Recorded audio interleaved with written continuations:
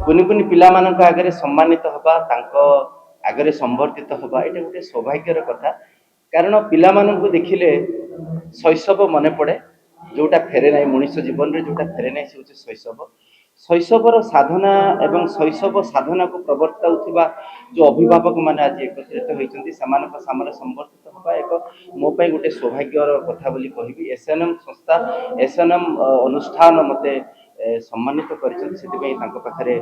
कृतज्ञ एवं सबूर श्रेय देवी मो दर्शकों को चित्रर दर्शक हूँ बा अभिनयर दर्शक हूँ बा भल पाउथार दर्शक हूँ सब मोर श्रेय अगणित ओडिया दर्शक को महाप्रभु का आशीर्वाद अच्छी बोली कलार जो साधना टिकक करी ये सम्मान ये दायित्व ये तो सम्मान कहबिनी ये सम्मान बा संवर्धन होची कला को आगो को नबा पई गोटे दायित्वर कथा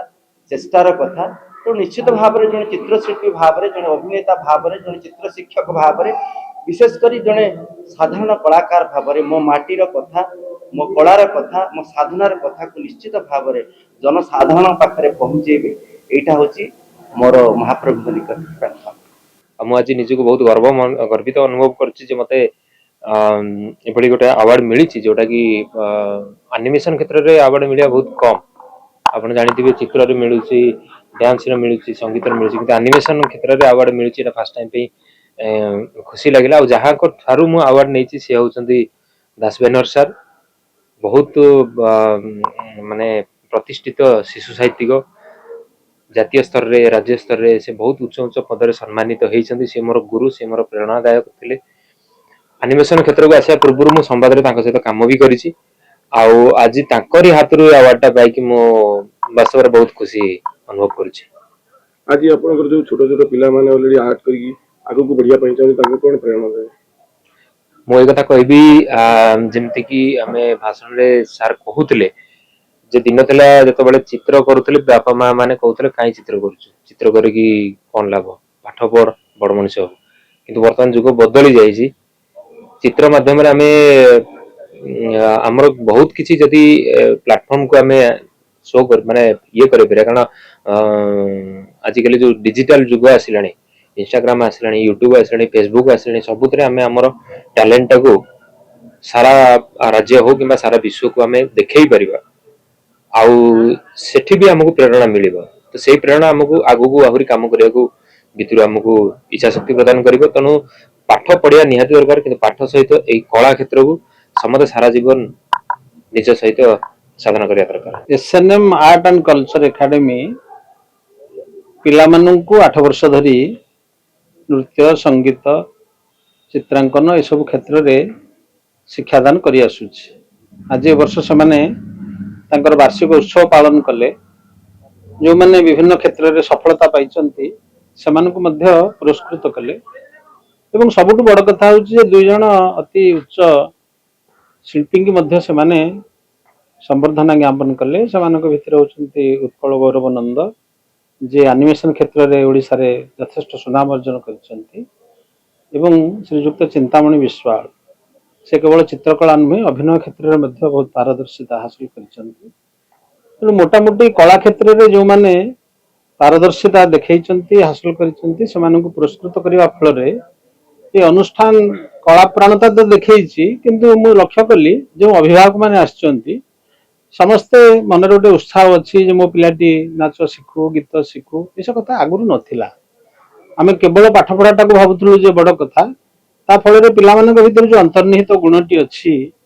सी बाट पाउन केमती बाहर को बाहर आज आम ओडिशार